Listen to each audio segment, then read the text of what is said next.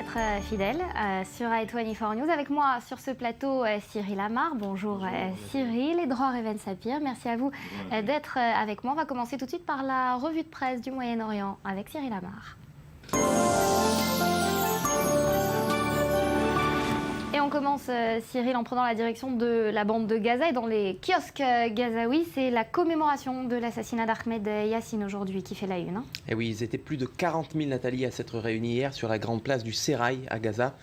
C'était à la mémoire du cher Ahmed Yassine, le fondateur et père spirituel du Hamas, éliminé, vous en souvenez, en mars 2004 par Israël. Mais les Gazaouis se sont également réunis pour dire oui à la résistance du Hamas, en tout cas ce qu'affirme en une le quotidien Palestine, proche du mouvement islamique palestinien.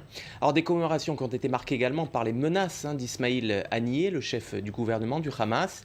Israël, a-t-il averti, paiera un prix très élevé en cas de nouvelle attaque contre la bande de Gaza. Et puis sur le plan politique, il a également demandé à l'autorité palestinienne, sa rivale, de stopper les négociations avec l'ennemi et de ne pas prolonger ces négociations sous aucun prétexte. Une véritable marée verte donc qui a déferlé hier dans la rue de Gaza. Un bain de foule qui fait du bien, un mouvement aux abois, tant politiquement que financièrement. Pourtant, Israël a pour le moment tout intérêt à ce que le Hamas reste souverain dans l'enclave palestinienne. C'est en tout cas l'opinion de l'orientaliste israélien Kobi Mikael, que vous lirez ce matin dans les colonnes du Israël Hayom. Israël, écrit l'universitaire, doit préserver dans la bande de Gaza un équilibre paradoxal, dit-il. D'une part, frapper le Hamas à chaque fois qu'il rompt la trêve ou qu'il tente de s'armer, mais d'autre part, ne pas mettre en péril sa souveraineté afin qu'il continue de faire respecter la trêve face aux djihadistes dissidents.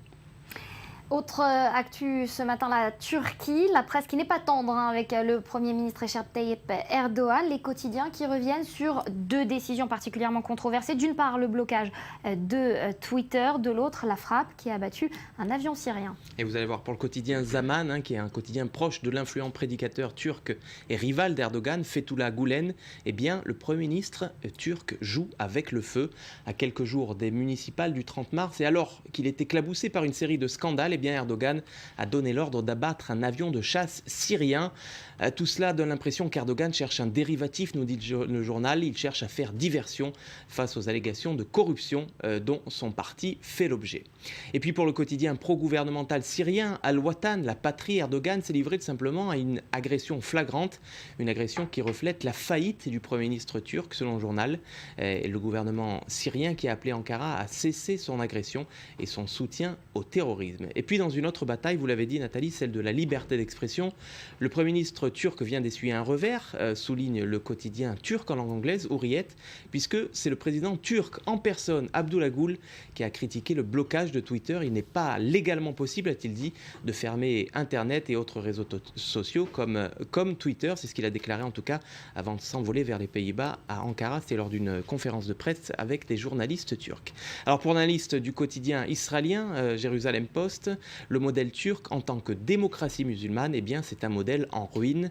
D'État ami, Ankara est en train de devenir un État ennemi, nous dit Ariel Ben Solomon dans le quotidien israélien en langue anglaise ce matin. Alors justement, on reste en Israël avec les diplomates qui ont décrété une grève générale. Vous nous en dites plus. Oui, c'est une première. Depuis la création d'Israël en 1948, les 103 missions diplomatiques israéliennes à l'étranger resteront donc fermées aujourd'hui.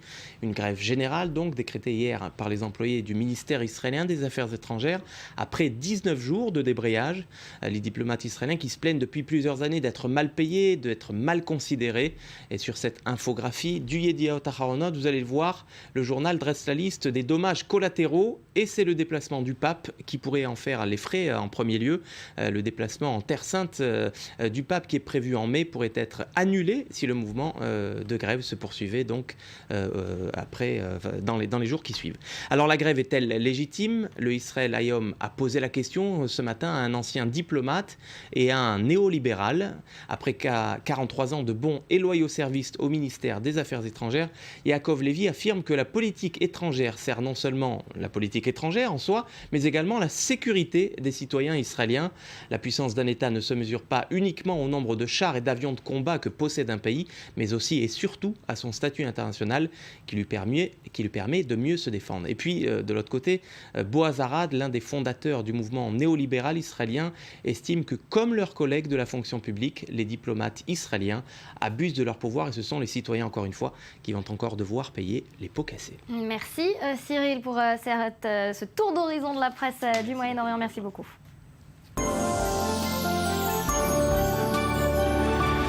Lundi 24 mars, l'heure d'un rapide rappel des titres. Réunion extraordinaire du G7 sur la crise avec la Russie. Les dirigeants des pays du G7 se retrouvent aujourd'hui à La Haye pour discuter en marge du sommet sur la sécurité nucléaire de leur réaction à l'annexion de la Crimée par la Russie. En débat également probablement la crainte des visées russes sur l'Ukraine et la Moldavie alors que les forces pro-Poutine continuent à s'embarrer des bases militaires en Crimée. Des soldats russes sont aussi déployés en grand nombre à la frontière orientale de l'Ukraine.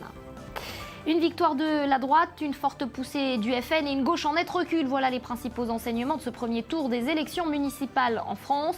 Près de 45 millions d'électeurs étaient appelés aux urnes et le facteur clé de la consultation, cela semble être un leitmotiv, eh bien c'est le taux d'abstention qui a battu un record avec plus de 38%. Le Premier ministre Jean-Marc Ayrault qui en a appelé au Front républicain pour faire barrage au FN. Et la Turquie abat un avion syrien qui bombardait les rebelles. Damas a accusé hier Ankara d'agression flagrante après que la Turquie a abattu un avion militaire syrien qui bombardait donc des rebelles dans le nord-ouest du pays où une bataille fait rage pour le contrôle d'un poste frontière. Il s'agit de l'incident le plus grave entre les deux pays depuis septembre 2013.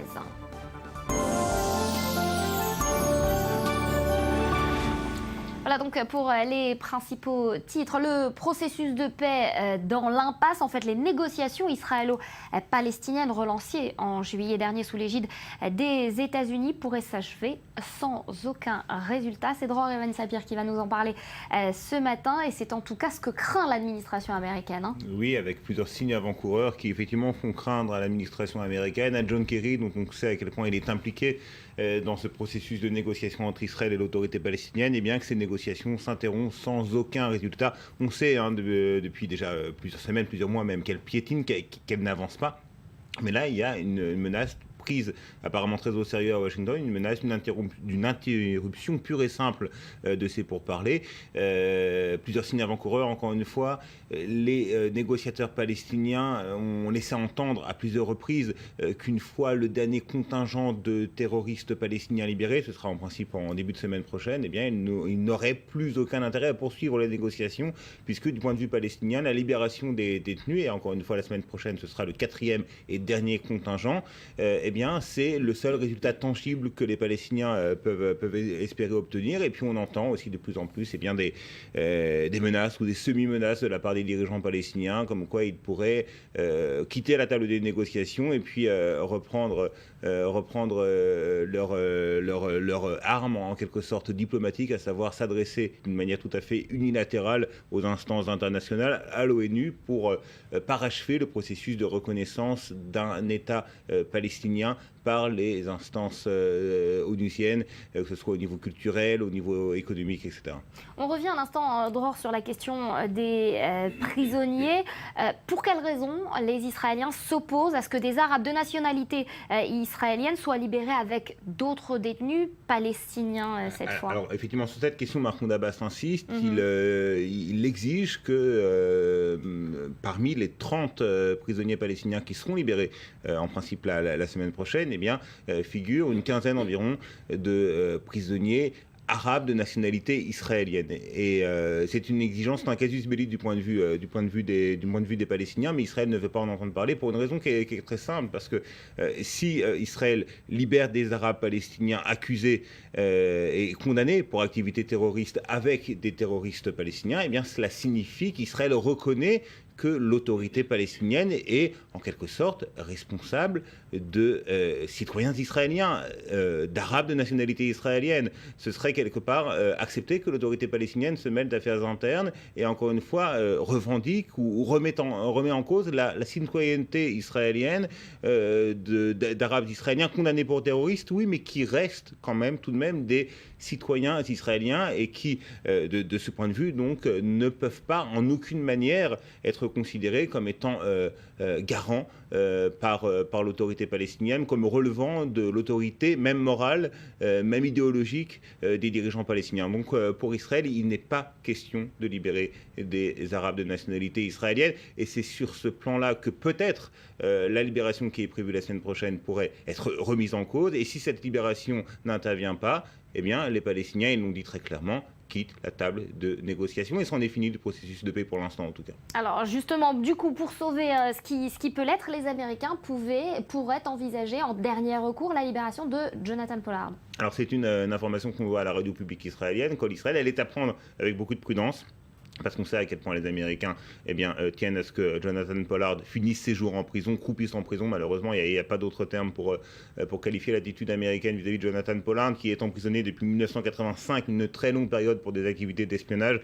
On a eu des espions au service de puissances étrangères aux États-Unis qui ont passé de séjours beaucoup moins longs en prison, et à qui on a reproché des choses bien plus graves que celles qui ont été reprochées à Jonathan Pollard. On a un peu l'impression que la justice américaine et l'administration américaine s'acharne sur Jonathan Pollard, et peut-être parce que les Américains considèrent que Pollard puisse être une monnaie d'échange en quelque sorte vis-à-vis d'Israël. Alors la radio israélienne a effectivement révélé hier que ce serait une idée de Benjamin Netanyahou lui-même, le Premier ministre israélien, que si les Américains consentent à la libération de Jonathan Pollard, eh bien les Israéliens à leur tour pourraient consentir à libérer des Arabes israéliens dans le cadre de ce fameux quatrième et dernier contingent de libération de détenus palestiniens la semaine prochaine, et que les Israéliens également accepteraient l'accord cadre qui est en gestation autour de John Kerry, ce qui pourrait effectivement permettre de sauver ce qui peut l'être et de maintenir un semblant en tout cas de négociation entre Israël et les Palestiniens. Alors, rien n'est moins sûr, on ne sait pas d'ailleurs si ce que Barack Obama pense de ce genre d'échange de procédés. Mais en tout cas, si cette information confirme, ce serait ça, les conséquences de cette libération de Pollard. Les conséquences, elles pourraient être assez préoccupantes du point de vue israélien, parce que si effectivement le processus de paix est maintenu du fait de la libération de Jonathan Pollard, ça signifie que ce sont les Américains qui font des concessions, ce sont les Israéliens également qui font des concessions en libérant des Arabes israéliens, mais l'autorité palestinienne est en quelque sorte confirmée, certains diraient dans sa fermeté, d'autres dans son intransigeance, puisque pour le maintien du processus de paix, elle n'aurait consenti à aucun véritable compromis. Ce seraient les Américains en libérant Pollard et les Israéliens en libérant des Arabes israéliens qui auraient effectivement, eux, consenti à des compromis importants, et les Palestiniens, Mahmoud Abbas en premier lieu, seraient encore une fois confortés dans une posture d'intransigeance qui est la leur depuis plusieurs semaines maintenant. Cyril, une question. Le cas de Jonathan Pollard, il est largement repris par les médias israéliens. Est-ce que cette fois, ce matin, on en a parlé ? Dans les médias israéliens ou dans les médias arabes ? Dans les deux. Dans les médias israéliens, effectivement, on en a parlé, on a relayé effectivement l'information de la radio publique. J'ai vu très peu de choses aujourd'hui dans les médias palestiniens, en tout cas. Oui, tout à fait, l'information est à prendre avec des pincettes, comme l'a dit Dran. Alors, les exigences palestiniennes, on y revient, elles ne concernent pas les seuls détenus de nationalité israélienne. Mahmoud Abbas, vous l'avez dit, on le répète, qui exige également la libération de plusieurs leaders terroristes. Et deux noms à retenir, Ahmad Saadat et Marwan Barghouti. Ahmad Saadat est l'un des responsables indirects de l'assassinat d'un ministre israélien, c'était au début des années 2000, l'ancien ministre Rehavam Ze'evi. Évidemment, il n'est pas question pour Israël de libérer l'assassin ou l'un des commanditaires de l'assassinat de l'un de ses anciens ministres. Et puis surtout, Marwan Barghouti. Marwan Barghouti, c'est une figure sur laquelle il faudrait que l'on s'attarde un petit peu. Il a été condamné à de très très lourdes peines de prison par la justice israélienne pour son implication dans plusieurs attentats terroristes au cours de la seconde intifada. Il est considéré comme, par certains en tout cas, chez les Palestiniens et aussi dans une partie de la gauche israélienne, comme étant le successeur logique de Mahmoud Abbas. Il bénéficie d'une réelle popularité. Mahmoud Abbas sait que jamais Israël, en tout cas pas le gouvernement actuel, ne pourrait consentir à la libération de Marwan Barghouti. Simplement, en exigeant sa libération, il soigne sa propre popularité, parce qu'il sait à quel point Marwan Barghouti bénéficie d'une excellente image de marque dans la rue palestinienne, et Mahmoud Abbas a besoin de soigner sa propre image de marque. Sa propre image de marque, un homme particulièrement affaibli ces derniers temps. Merci beaucoup, Dror Even-Sapir, d'avoir été avec nous sur ce plateau. Cyril, on en parle, les médias israéliens notamment, de cette possible arrivée de Marwan Barghouti. On a parlé hier, il y avait une tribune dans l'Israël de Yossi Beilin. Yossi Beilin, vous savez, c'est l'ancien négociateur pendant les accords d'Oslo. Sur le site internet de Tony News, sur le site, l'appel à la libération de Barghouti. Et qui appelle à la libération de Barghouti. Il dit qu'effectivement, Barghouti n'est pas Mandela, mais effectivement, il pourrait peut-être débloquer quelque part le processus de paix. Et je pense que, comme l'a dit Dror, effectivement, une certaine frange de la gauche israélienne le pense également, parce que Marwan Barghouti était un modéré, un homme qui était en contact avec les négociateurs à l'époque des accords d'Oslo, et qui a flirté avec le terrorisme, puisqu'il était à la tête des Tanzim pendant la deuxième intifada. C'est pour cette raison qu'il a été coupable de l'organisation de plusieurs attentats terroristes, mais il est considéré comme pragmatique. Donc, et on peut imaginer qu'Israël le garde au chaud, entre guillemets, pour succéder le jour venu à Mahmoud Abbas. Merci à vous, messieurs. On étudiera cette question à suivre dans le Morning. Les électeurs ont voté hier en France pour les municipales. Un scrutin aux allures de rejet du PS et de François Hollande. C'est à suivre dans le Morning.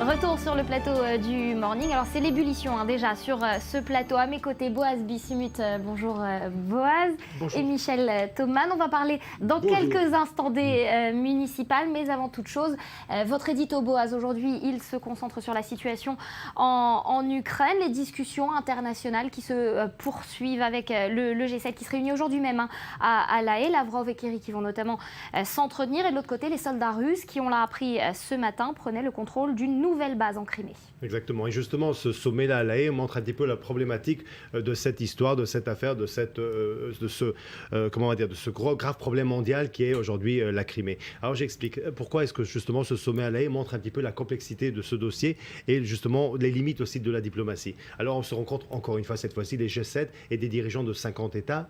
Poutine ne vient pas, mais les Russes y seront. Le ministre des Affaires étrangères, Sergei Lavrov, vient. Et là justement, dans ce sommet de G7, on va discuter aussi bien sûr de la lutte, bien sûr, de la défense nucléaire. Cette fois-ci, le thème, c'est la défense nucléaire contre des groupes terroristes djihadistes, contre bien sûr Al-Qaïda qui peut mettre la main sur des engins nucléaires. Sauf que bien sûr, on a besoin de coopération mondiale. Et quand on parle de coopération mondiale, on parle bien sûr de coopération entre les deux grands qui sont bien sûr les Russes et les Américains. Sauf que bien sûr, nous avons depuis quelques semaines ce grand drame, cette grande crise mondiale et bien sûr autour de la Crimée, autour de l'Ukraine. Souvenez-vous en 1994, cet accord signé entre Russes, Ukrainiens bien sûr avec les Britanniques, dans lequel les Russes promettent bien justement de conserver la souveraineté ukrainienne. Les choses ont changé depuis. On sait très bien aujourd'hui que ça y est, l'Ukraine la Crimée de facto appartient déjà à la Russie et Obama a montré où l'Amérique et l'Occident toutes ses limites. Alors revenons maintenant à La Haye encore une fois. Il faut négocier bien sûr, il faut une coopération mondiale. Nous bien sûr ici on se souvient très bien, on connaît très bien, on suit très bien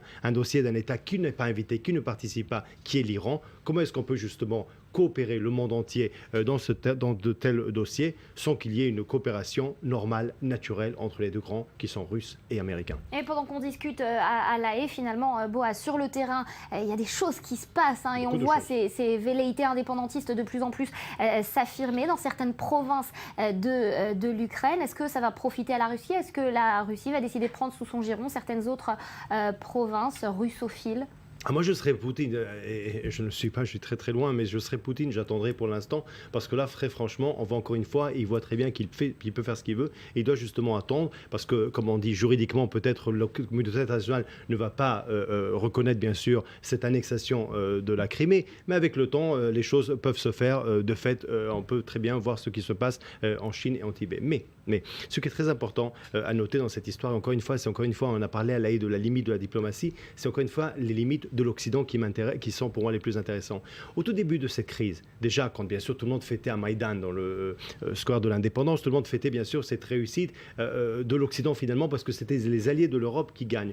Alors quand les Russes ont réagi de la façon dont ils ont réagi en Crimée, l'OTAN avait dit nous n'avons pas de réponse militaire, on n'a pas de programme militaire, dans nos tiroirs il n'y a rien du tout sur ce dossier. Mais le drame dans cette affaire, c'est que dans les tiroirs de l'Occident, dans les tiroirs de l'OTAN, dans les tiroirs de l'Union européenne, dans les tiroirs des États européens, des Américains, il n'y avait aussi aucune solution, c'est-à-dire on ne voyait pas une marche en avant de les possibilités qu'avaient les Russes. Et dans cette affaire, alors bien sûr, sur le terrain, les Russes aujourd'hui peuvent mobiliser des forces à la frontière ukrainienne. Aujourd'hui, les Russes sont un petit peu maîtres du jeu. Ce que vous nous dites aujourd'hui, c'est qu'il n'y a aucun moyen de freiner Poutine. Il faut juste espérer qu'il n'ira pas trop loin. Je dirais juste une chose aujourd'hui pour rappeler, vous savez, aujourd'hui le monde entier, parce qu'il y a heureusement toujours le sport que tout le monde aime et tout le monde suit, ça me rappelle un peu le grand classico d'hier entre Real Madrid et Barcelone. Real Madrid peut mener au score 2 fois, mais à la fin, c'est Barcelone qui gagne. Et un petit peu, malheureusement pour nous, Barcelone aujourd'hui, dans l'affaire de Crimée, c'est Vladimir Poutine, malheureusement. Merci Boaz pour cet édito. Vous restez avec nous.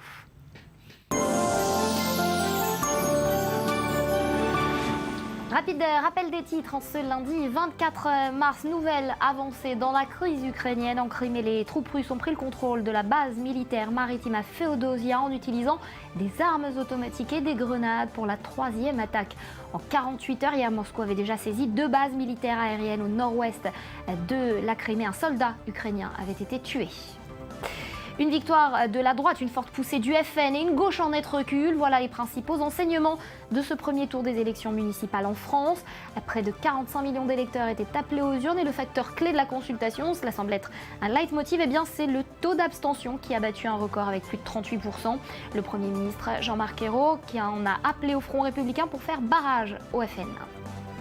La Turquie abat un avion syrien qui bombardait les rebelles. Damas a accusé hier Ankara d'agression flagrante après que la Turquie a abattu un avion militaire qui bombardait donc des rebelles dans le nord-ouest du pays où une bataille fait rage pour le contrôle d'un poste frontière. Il s'agit de l'incident le plus grave entre les deux pays depuis septembre 2013.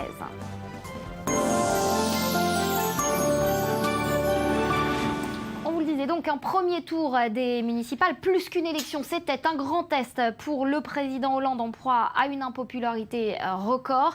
Et 2 éléments significatifs ce matin, Michel Thaumann, le taux d'abstention d'une part, mais aussi et surtout la percée du Front National. Est-ce que c'est ça qu'il faut retenir de ce premier tour ? Oui, je dirais que jamais résultats d'élections n'ont été si peu surprenants. C'est-à-dire que les résultats correspondent à peu près à ce qu'avaient prévu les sondages et correspondent aussi à la logique politique. Les sondages annonçaient environ 40% d'abstention, on a 38%. Les sondages annonçaient un vote sanction contre la gauche et c'est assez normal dans toutes les élections intermédiaires, sauf en 1989 où le gouvernement Rocard avait été très populaire et avait gagné les municipales. En général, le pouvoir en place perd les élections locales. Bon, alors maintenant, la percée du Front National est évidemment spectaculaire. Mais ça ne vous surprend pas ?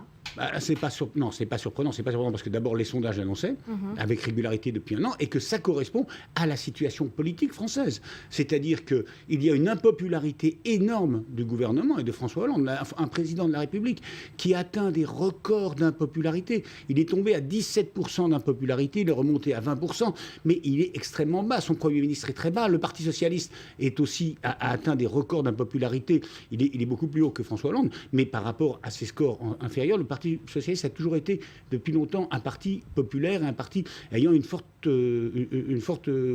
de confiance. Et pourquoi finalement ça ne profite pas davantage à l'UMP ? Alors, bien sûr. Et donc, le deuxième facteur, c'est que le climat politique de désaveu, d'affaires, de discrédit des politiques ne profite pas à l'UMP, qui n'a toujours pas tiré les leçons de sa défaite, qui est très récente, qui n'a pas réglé son problème de leadership. Parce que le leader virtuel qui flotte dans les airs, c'est Sarkozy.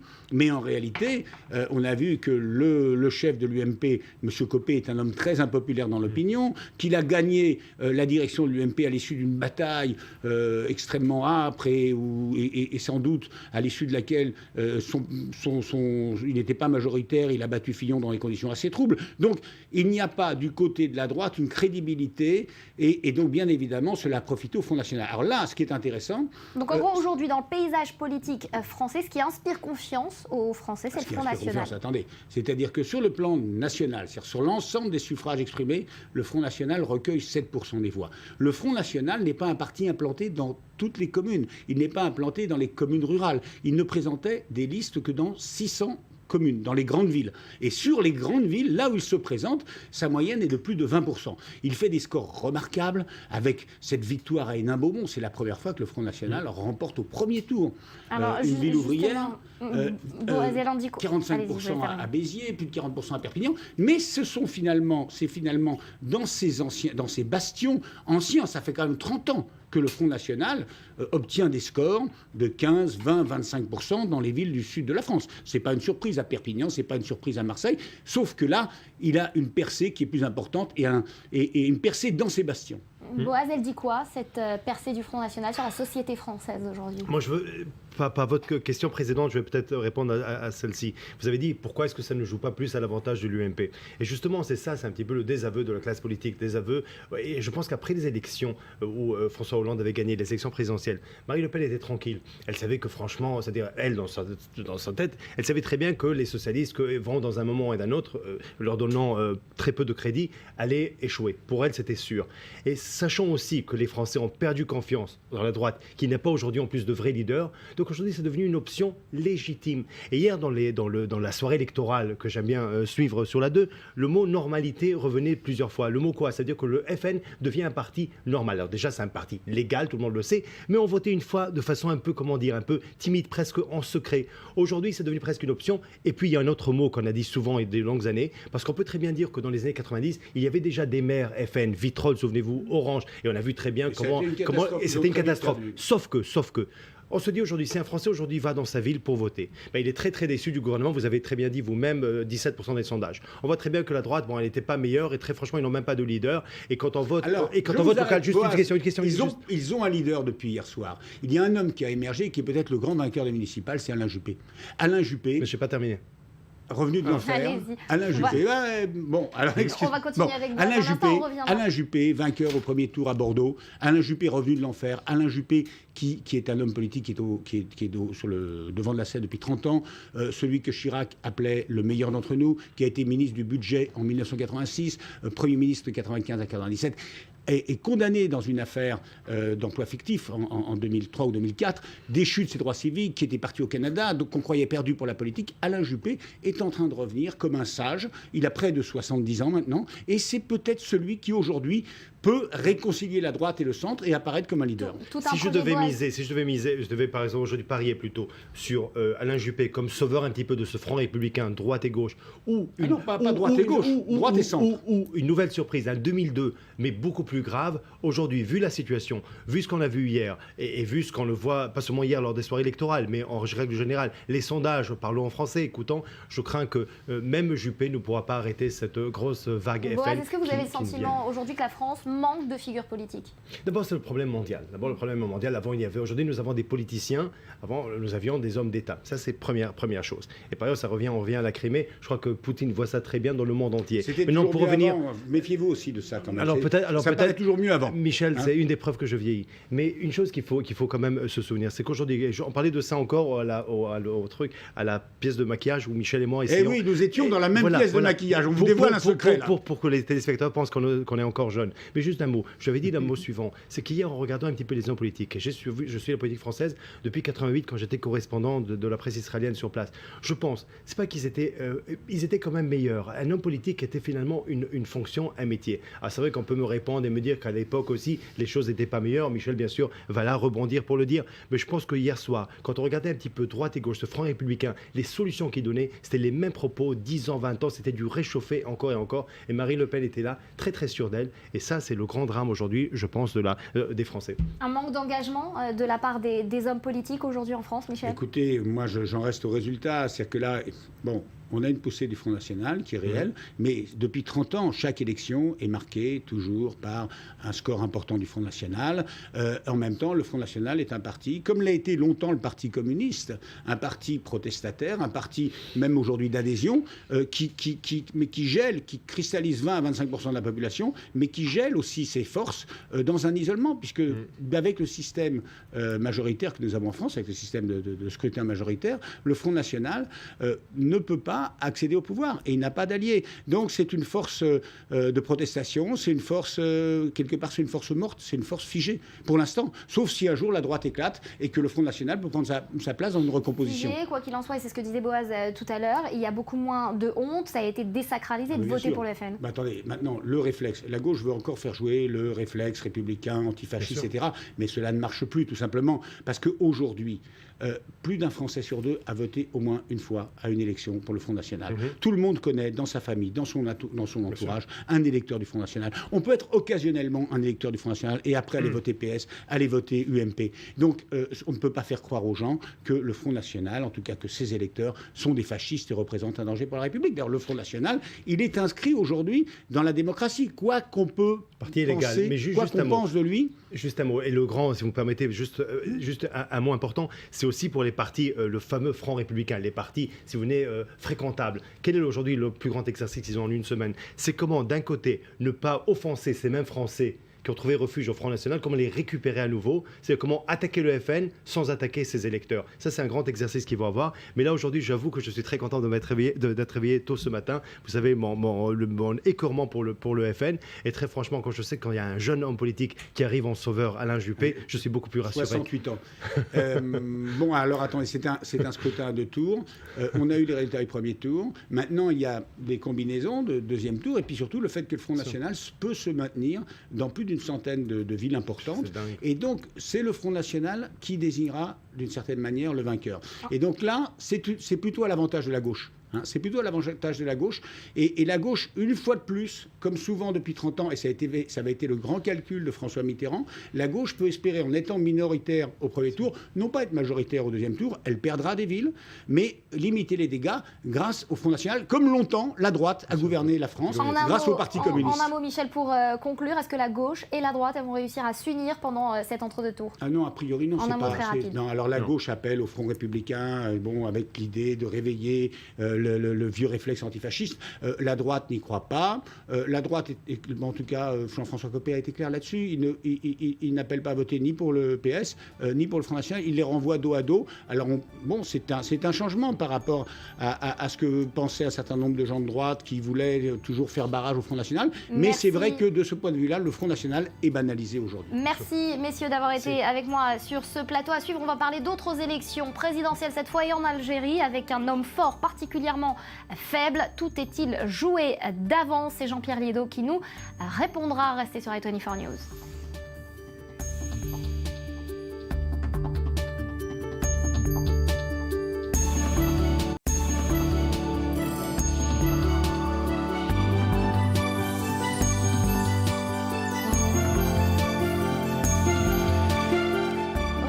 Sur le plateau du Morning d'i24 News, on va parler à présent de l'avion disparu dans l'océan Indien. Nouvel espoir de retrouver cet avion de la Malaysian Airlines avec la localisation de nouveaux objets dans l'océan Indien, non loin de la précédente découverte. Mais cette fois-ci, les indices semblent plus sérieux. On fait un point en images et on en reparle juste après. C'est un satellite français qui a repéré ce qui pourrait bien être des débris du MH370 disparu depuis 2 semaines. Le satellite militaire a trouvé des objets flottants grâce à des éco-radars. La France a envoyé un second satellite pour tenter d'obtenir cette fois des images, mais on sait d'ores et déjà qu'il est probable qu'il s'agisse d'une carcasse d'avion. La description des objets faisait mention d'une palette de bois et d'un certain nombre d'autres pièces indéfinies autour d'elle, ainsi que des sangles de différentes couleurs, des sangles de longueurs différentes. Ces objets, qui n'ont pas encore pu être identifiés comme appartenant au Boeing recherché, se trouvent à plus de 2300 km de Perth, une ville côtière du sud-ouest de l'Australie, en plein océan Indien. À l'opposé donc de la route initiale qui aurait dû être empruntée par l'avion de la Malaysia Airlines. Les recherches s'activent sous coordination australienne. Une opération d'envergure a été lancée ce dimanche. Il est encore trop tôt pour être définitif, mais de toute évidence, nous avons maintenant un certain nombre de pistes très crédibles. Il y a de plus en plus d'espoir. Pas plus que de l'espoir, je dis bien, pas plus que de l'espoir. Que nous pourrions être sur la bonne route pour découvrir ce qui est vraiment arrivé à ce malheureux avion. Pour les responsables de l'opération, la priorité est de retrouver la boîte noire qui pourrait délivrer des informations sur les causes de cette disparition. Pour l'instant, C'est la thèse du détournement qui aurait mal tourné qui est privilégiée. Les experts s'accordent à dire que si tel était le cas, il sera difficile de savoir qui était derrière cet éventuel détournement. Puisqu'il s'agit a priori d'un échec, il est peu probable que ses auteurs le revendiquent. Et voilà, nous sommes en ligne à présent avec Patrick Bertrand. Bonjour, vous êtes ancien pilote civil et militaire. Merci d'avoir accepté de répondre à nos questions. Alors ça fait plus de 2 semaines, toujours aucune trace. Est-ce qu'il y a encore un espoir de retrouver cet avion ? Bon, d'une part, je m'appelle Pierre Bertrand. Pardon. Voilà, tout simplement, c'est pas grave. Pierre, rectification est faite.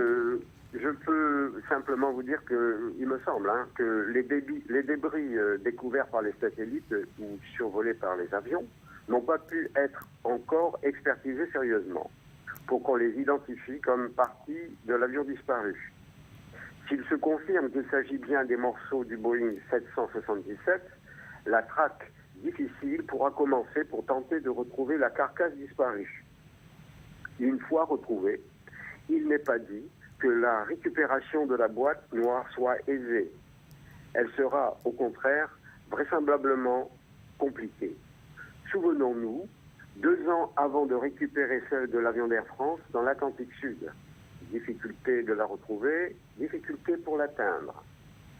Dans le cas où aucune des épaves analysées n'est identifiable comme partie de l'avion recherché, il restera, en continuant peut-être ces investigations maritimes difficiles, à s'occuper d'autres options sur les trajectoires possibles. Sur le sud du continent asiatique, Thaïlande, Kazakhstan ou entre l'Indonésie et l'Inde, si cela n'est pas déjà en cours. Plus de 11 pays, en fait, pourraient être concernés, dont le Pakistan et l'Afghanistan, avec toutes les implications diplomatiques et techniques que cela suppose. Il reste des pistes d'ores et déjà mises en évidence, ou en effervescence si on veut, attaques terroristes, explosions en vol. Alors, Pierre Bertrand, vous êtes un ancien pilote. Une question qui se pose aussi, puisque l'attention des enquêteurs, elle s'est focalisée aussi sur le pilote et sur son second. Les pilotes, les policiers, saisi un simulateur de vol au domicile du commandant de bord, sur lequel certaines données auraient été effacées. Alors, ça surprend, pourtant, c'est commun qu'un pilote s'entraîne sur un simulateur. Si, mais à partir du moment où ce pilote a effacé ou quelqu'un a effacé, disons, les travaux précédents sur l'ordinateur, on peut se poser bien sûr la question il a pas réussi, mais essayé de préparer une mission particulière, donc différente de celle habituelle. Et bien entendu, avec un simulateur, on peut quand même vérifier ce qui est possible ou pas. Déjà sur le plan technique, c'est possible. Voilà, donc l'entraînement sur un simulateur qui a été corroboré par les policiers. Merci beaucoup, Pierre Bertrand, d'avoir été de nous avoir répondu donc sur l'antenne d'i24 News à nos questions. Merci à vous.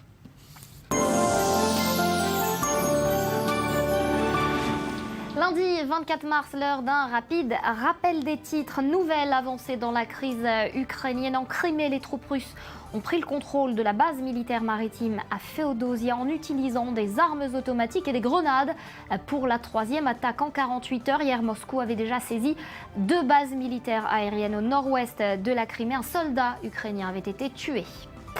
Une forte poussée du FN et une gauche en net recul, voilà les principaux enseignements de ce premier tour des élections municipales en France. Près de 45 millions d'électeurs étaient appelés aux urnes et le facteur clé de la consultation, cela semble être un leitmotiv, c'est le taux d'abstention qui a battu un record avec plus de 38%. Et le Premier ministre Jean-Marc Ayrault qui en a appelé au Front républicain pour faire barrage au FN. La Turquie abat un avion syrien. Damas a accusé hier Ankara d'agression flagrante après que la Turquie a abattu un avion militaire syrien qui bombardait des rebelles dans le nord-ouest du pays où une bataille fait rage pour le contrôle d'un poste frontière. Il s'agit de l'incident le plus grave entre les 2 pays depuis septembre 2013.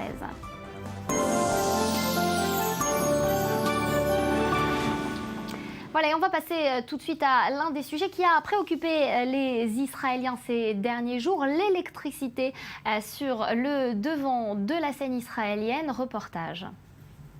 On les attendait depuis longtemps. Les propositions de réforme de l'industrie électrique en Israël ont enfin été publiées ce matin.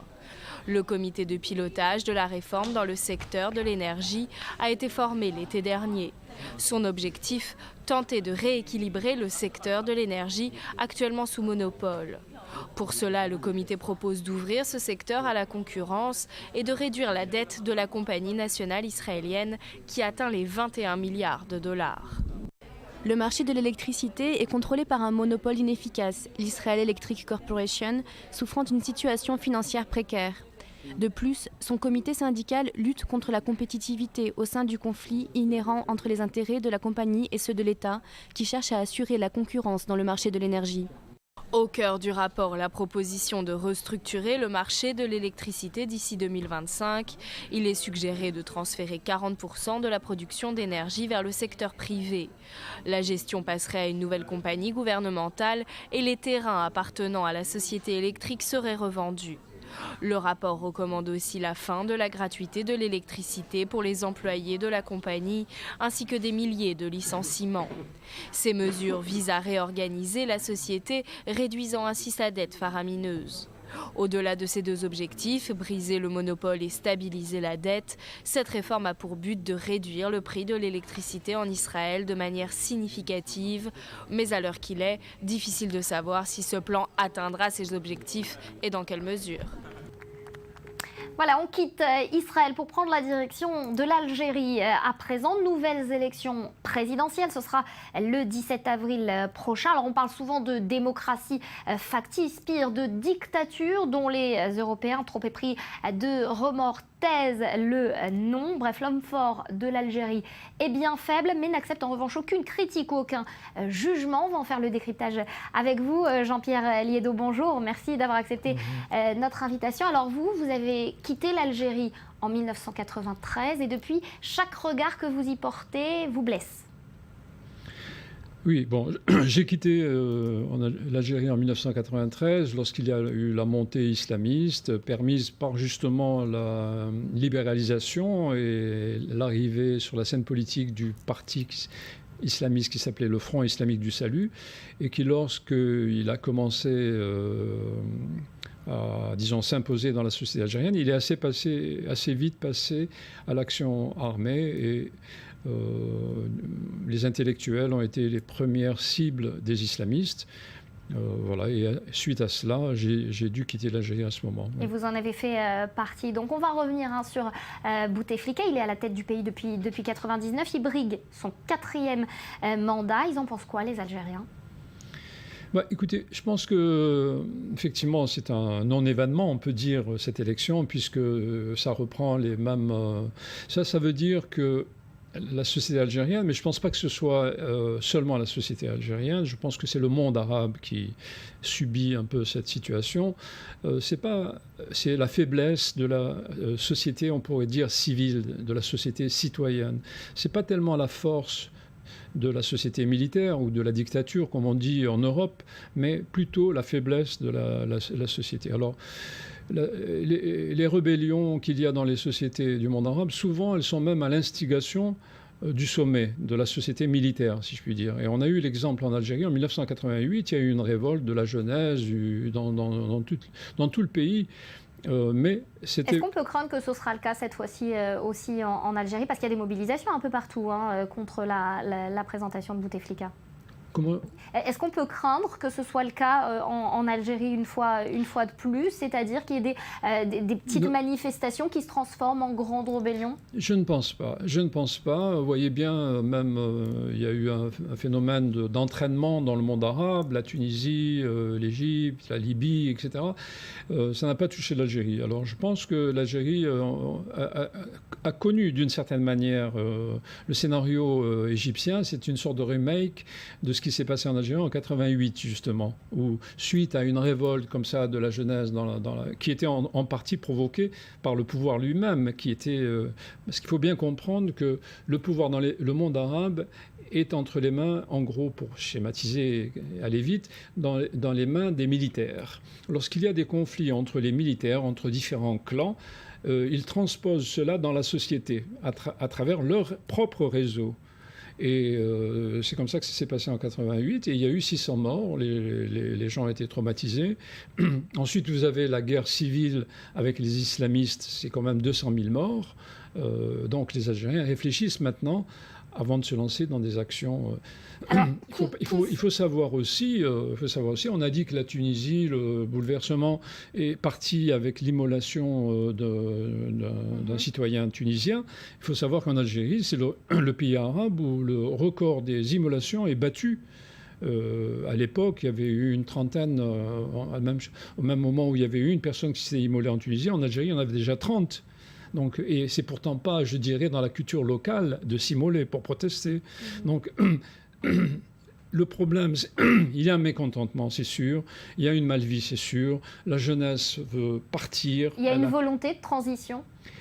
Mais en même temps, il n'y a pas de force politique, on dirait démocratique, je mets entre guillemets, parce qu'on est loin d'avoir des forces démocratiques dans le sens plein de ce terme dans le monde arabe, je dirais.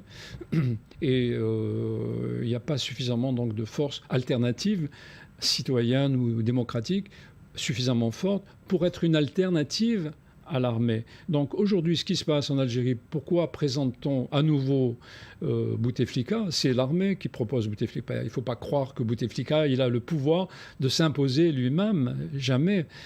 C'est tout simplement parce que, d'une part, la société civile n'est pas suffisamment forte pour s'imposer d'elle-même, et d'autre part, il doit y avoir suffisamment de conflits à l'intérieur de l'armée pour qu'ils pensent que Bouteflika est malgré tout pas le plus mauvais des candidats pour faire le consensus au sein de l'armée. Parce que, une dernière chose, toutes les décisions qui sont prises à tous les niveaux viennent toujours de l'armée. Voilà. C'est le véritable pouvoir politique et le seul endroit peut-être où il y a vraiment de la démocratie. Ironie du sort. Jean-Pierre Deledo, on va s'attarder un petit peu sur Bouteflika. Comment est-ce qu'il va la mener, cette campagne? On le voit très faible apparaître sur les écrans. Il va être présent sur les plateaux télé lors des débats? Bouteflika, il sera présent lors des plateaux télé, des débats? Il va apparaître sur les écrans? Je ne sais pas, on verra, mais il a l'air très fatigué en ce moment. Alors peut-être qu'il y aura des débats, disons, avec ses concurrents, je ne pense pas. Je ne pense pas qu'ils soient en mesure. Enfin, apparemment, il est très fatigué. Ça se passe comment, une présidentielle en Algérie?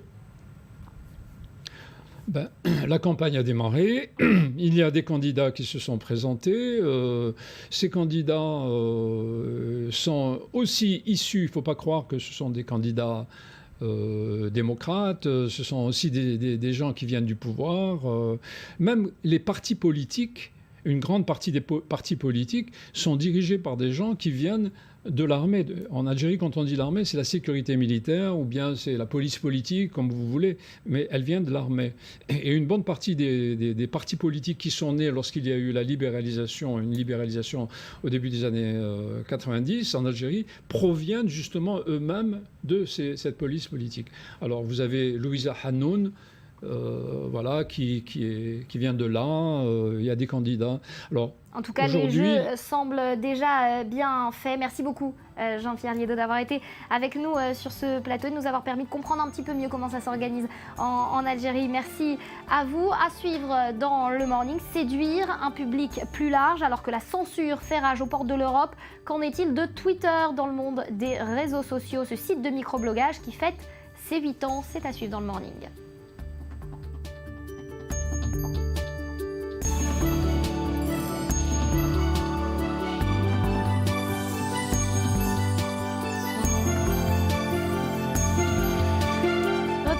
Sur le plateau d'i24 News pour la dernière partie de votre morning avec moi Virginie Khalifa. Bonjour Virginie et Yohan Waki. Bonjour, merci d'être avec nous ce matin. Alors on célèbre aujourd'hui, Yohan, un anniversaire, 8 ans et près d'1 milliard d'utilisateurs. On parle bien évidemment de microblogage avec vous ce matin en français dans le texte Twitter. Exactement. Alors, date de naissance 21 mars 2006. Vendredi dernier, Twitter a donc fêté ses 8 ans. 8 ans, c'est pas grand-chose pour une entreprise, mais pourtant, dans l'ère des réseaux sociaux, c'est quand même une éternité, il faut le souligner. Alors, effectivement, le site de microblogging aux 140 caractères revendique près d'1 milliard d'utilisateurs et 241 millions d'utilisateurs chaque mois dans le monde, ce qui prouve quand même sa puissance. Et à l'occasion de son anniversaire, Twitter offre à ses utilisateurs un petit cadeau, la possibilité de retrouver son premier tweet. Bon, alors, soyons honnêtes, c'est un cadeau qu'il faut prendre à la hauteur de ce que ça vaut, c'est-à-dire pas grand-chose. Et ça m'a fait immédiatement penser au cadeau que Facebook a fait à ses utilisateurs le mois dernier à l'occasion de ses 10 ans, avec le film Look Back, qui lui avait fait un carton phénoménal. Alors là, c'est un peu la même idée, en un peu plus pauvre. Par contre, ce qui est intéressant, c'est la possibilité de retrouver le premier tweet de la personne que vous voulez.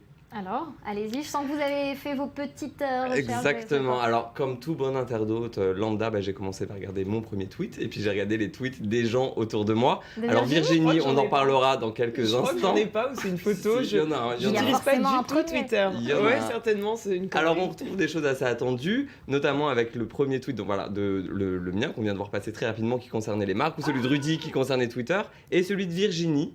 Alors, on n'a rien compris. Alors là, on voit celui de Rudy. Voilà. Donc moi je pense donc Geoffrey, très conso. Rudy, si tu n'as pas Twitter à 30 ans, tu as raté ta vie.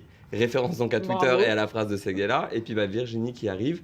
Virginie qui nous parle on alors voilà, écoute, Alors je sais ce que c'est. C'est quand j'étais arrivée à la chaîne, effectivement, je m'étais inscrite sur Twitter.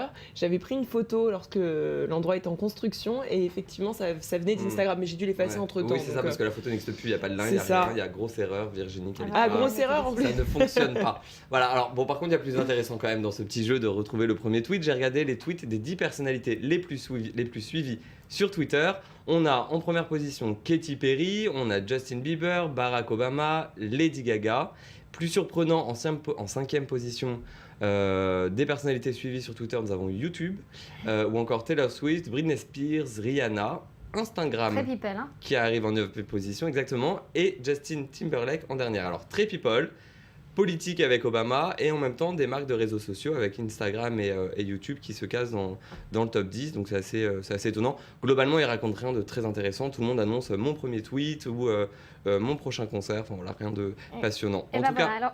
Katy Perry qui enregistre quand même près de 51 millions de followers sur Twitter, qui arrive en première position. C'est pareil, 8 ans après son lancement, je ne suis pas une experte, mais j'ai le sentiment que le site n'a pas vraiment changé, n'a pas trop évolué. Exactement, alors le site a quelque peu évolué, mais c'est vrai qu'il n'y a pas eu de grandes évolutions.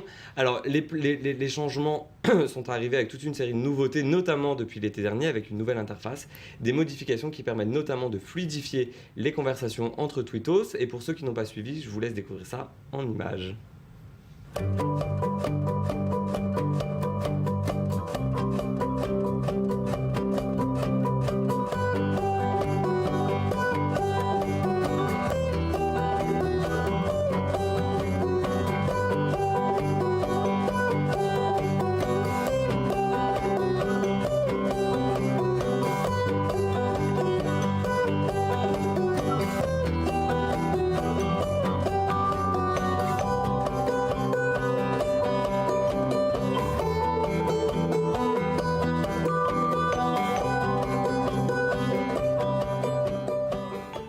Ce petit oiseau connu de tous maintenant. Les petits oiseaux connus de tous. Alors voilà, une nouvelle manière de présenter les conversations pour des conversations plus fluides, et une nouvelle interface qui est également en test en ce moment chez Twitter. Une interface qui rappelle étrangement celle de Facebook, et pour cause, parce qu'il faut quand même souligner que 8 ans après son lancement, Twitter peine encore à trouver sa véritable place et peine à trouver son public. Alors la notoriété du réseau n'est plus à faire, tout le monde connaît Twitter. Par contre, c'est vrai que tout le monde ne sait pas vraiment à quoi il sert ou comment s'en servir. Voilà, même Virginie, on sent qu'elle pédalait un peu au niveau de Twitter. Moi, je suis perdu complètement. Franchement, j'ai essayé plusieurs fois de poster 2-3 choses, mais je suis pas les autres non plus. Bon, voilà, ça marche pas pour tout le monde, et il en est de même pour le modèle économique du réseau. Alors, un ancien employé du site a d'ailleurs confié à un site internet récemment que Twitter ne joue pas pour gagner, mais pour ne pas perdre. Alors, il faut quand même souligner que cet employé a été demandé, enfin, on a remercié gentiment cet employé après cette déclaration aux journaux, mais en même temps, c'est pas complètement faux, c'est-à-dire que le site ne gagne pas encore d'argent et voilà, cherche encore sa place. Alors, c'est ça, on les compare très souvent, Facebook d'un côté et Twitter de l'autre. Facebook qui a soufflé il y a peu ses 10 bougies, et du coup, on a le sentiment que ça évolue très lentement. C'est ça, alors en fait, c'est deux stratégies complètement opposées. Facebook se réinvente régulièrement, prend des risques, casse les habitudes de ses utilisateurs en proposant des nouvelles choses, alors que Twitter est beaucoup plus frileux dans l'ajout de nouvelles fonctionnalités. Et en même temps, un grand virage est peut-être sur le point d'arriver avec la possible disparition de l'arrobas et du hashtag, qui ont quand même fait le succès de Twitter. Vous savez, donc ce fameux hashtag et arrobas qui a eu une deuxième vie grâce à Twitter. Ces deux symboles mis sur le devant de la scène grâce à Twitter ont été traités de vieillerie, pour citer les mots de Viviane Schiller, la vice-présidente de Twitter en charge des médias. Donc voilà, peut-être des nouveautés, peut-être une révolution. On attend de voir ce qui se passera dans les semaines ou dans les mois à venir. Un anniversaire en tout cas sous le feu de la rampe, puisque ces derniers jours, ce qu'on a beaucoup entendu sur Twitter, c'était pas forcément le nombre de bougies qu'il allait souffler ou encore les recettes engrangées ou pas, mais c'est l'interdiction faite en Turquie d'utiliser Twitter. Exactement, alors que vendredi, Twitter fêtait son anniversaire. Jeudi, le Premier ministre turc, Recep Tayyip Erdogan, a fermé l'accès à Twitter depuis la Turquie pour des raisons de sécurité, nous dit-il. Alors pourquoi pour des raisons de sécurité? Parce qu'en fait, les services du Premier ministre ont justifié ce blocage en qualifiant le site de partial, car il servait de relais à la diffamation systématique du gouvernement. Je cite le Premier ministre, Twitter a été utilisé pour répandre une diffamation systématique en faisant circuler des enregistrements acquis par des procédés illégaux, d'écoute factice et truquée. Donc Premier ministre pas content, Twitter fermé. Et est-ce qu'on en sait un peu plus sur les détails, les vraies raisons de cette... Alors, les vraies raisons, elles sont là. En tout cas, ce qu'on sait, c'est que le Premier ministre avait des choses à cacher et qu'il n'était pas du tout content que Twitter laisse la possibilité aux internautes d'en parler. Et on voit là, d'une part, la force des réseaux sociaux, parce que même si l'accès a été fermé depuis la Turquie, très très rapidement, au bout de quelques heures, des solutions pour accéder à Twitter depuis la Turquie ont été proposées sur Internet. On voit également que le Premier ministre n'a pas suivi l'évolution de la société, puisqu'on est dans l'opposition complète aux valeurs des réseaux sociaux, c'est-à-dire l'ouverture, la conversation, la transparence que proposent les réseaux sociaux, et que par peur, le Premier ministre a complètement cassé.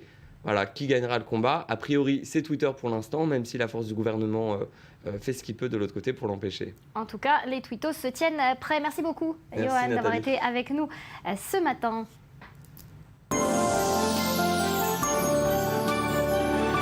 Lundi 24 mars, l'heure d'un rapide rappel des titres. On prend la direction tout de suite de l'Ukraine. Nouvelle avancée dans la crise. En Crimée, les troupes russes ont pris le contrôle de la base militaire maritime à Féodosia en utilisant des armes automatiques et des grenades pour la 3e attaque en 48 heures.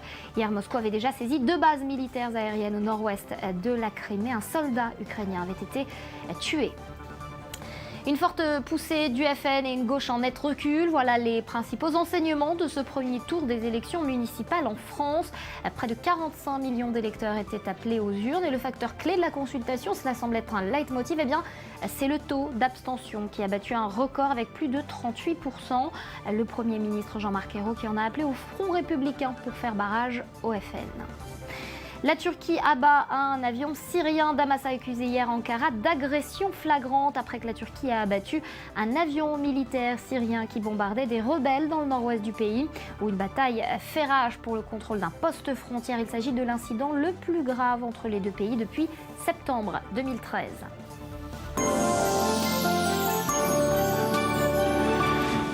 Et on passe à présent à la Pologne. Le musée d'histoire des Juifs de Pologne va ouvrir ses portes dès le mois d'octobre prochain. Son nouveau directeur, c'est le professeur Dariusz Tola. Il vient de prendre ses fonctions. Il était en visite à Jérusalem et notre reporter l'a rencontré. Regardez. Il n'a que 50 ans, mais il est considéré comme le spécialiste de l'histoire des Juifs de Pologne. Récemment, il a été nommé directeur du futur musée d'histoire des Juifs de Pologne de Varsovie. Une lourde responsabilité, mais surtout un challenge à relever. J'aime beaucoup l'idée et intellectuellement c'est profond. Les meilleurs historiens polonais et américains travaillent sur cette exposition, mais c'est aussi un défi. Je suis persuadé que moralement c'est bien de le faire. Je pense que c'est intellectuellement profond et stimulant. Comment pourrais-je rêver d'un meilleur travail ? Un travail qui représente un couronnement pour cet homme aux origines modestes et que rien ne prédestinait à diriger l'un des plus ambitieux projets culturels de la décennie. Je suis la première génération de ma famille née en ville. Mes 4 grands-parents étaient fermiers, ils étaient des paysans. À ma connaissance, je n'ai pas d'origine juive, mais en Pologne, vous ne savez jamais. Il entretient pourtant un rapport très étroit au judaïsme, peut-être en lien avec son histoire familiale. Je n'ai jamais trouvé de tel lien dans ma famille à part le fait, et j'en suis très fier, qu'il y ait un juste parmi les nations, l'attente de ma mère, donc c'est la connexion juive de ma famille. Lorsqu'il débute son doctorat à la fin des années 80, il se voit proposer d'étudier des microfilms des archives de guerre d'Ignacy Schwarzbart, l'un des représentants juifs du gouvernement polonais en exil à Londres. Il se passionne pour ce sujet. Vous savez, c'est Israel Gutman qui a dit qu'au début vous entrez dans un sujet et qu'ensuite finalement c'est le sujet qui vous prend. Et en effet, le sujet m'a pris. Darius Stola, nouveau directeur, a une vision bien spécifique de la mission du musée. Sans trop s'attarder sur la Shoah, pour lui ce musée doit raconter la vie des Juifs de Pologne, une histoire presque millénaire. Nous voulons montrer cette grande civilisation qui a perduré pendant 1000 ans. Une histoire aussi longue que celle de l'État polonais. Le message est positif. Ce musée est celui de la vie, à l'image de la partie de l'exposition qui comptera la renaissance du judaïsme polonais après la chute des communistes. Il y a de nouvelles identités, plus innovantes, je dirais plus contemporaines, de ce que ça représente que d'être polonais et juif en même temps. Et c'est ça qui est fascinant. Voilà, alors on entendait une douce mélodie dans ce reportage. On va continuer à parler musique avec vous, Virginie. On parle d'une candidate atypique dans The Voice Italie. Exactement, ça s'est passé mercredi soir sur la chaîne italienne Rai 2. On est en pleine audition à l'aveugle. Alors le jury est dos au candidat. Une candidate jusqu'ici, comme les autres, qui a tout d'abord séduit le public grâce à son interprétation de No One d'Alicia Keys. Puis, eh bien, le jury, attiré par son groove, sa voix puissante et une bonne vibe, se retourne. Mais attention, lorsqu'ils se retournent, ils sont choqués, ou plutôt agréablement surpris, puisque cette candidate est une jeune religieuse de 25 ans qui enflamme la scène. Son nom, Sœur Cristina Scusia, une jeune femme pleine d'énergie, une Sicilienne d'origine. Regardez-la.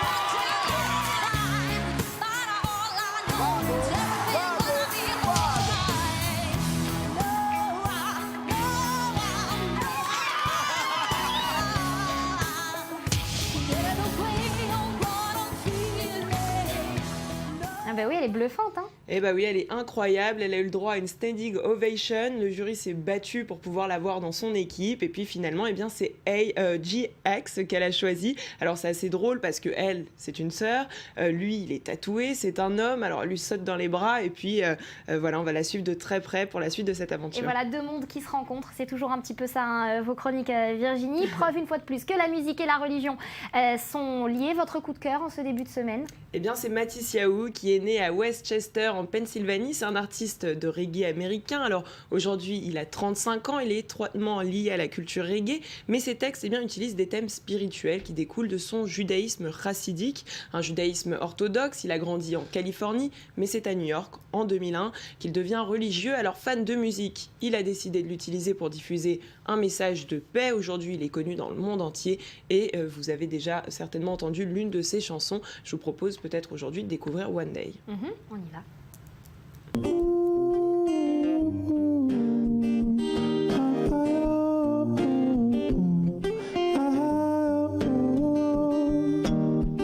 Sometimes I lay under the moon, I thank God I'm breathing.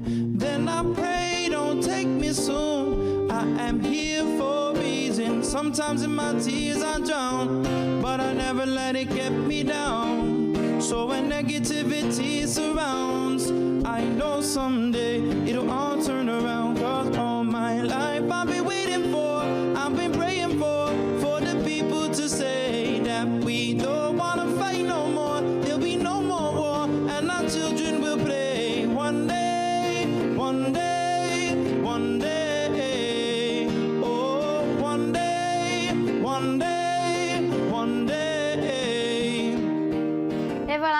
religion et musique qui sont liées. Merci à vous d'avoir été avec nous sur ce plateau. Merci à vous de nous avoir suivis. Prochain journal sur i24 News, c'est à suivre d'ici quelques minutes. Restez avec nous. Excellente journée. Merci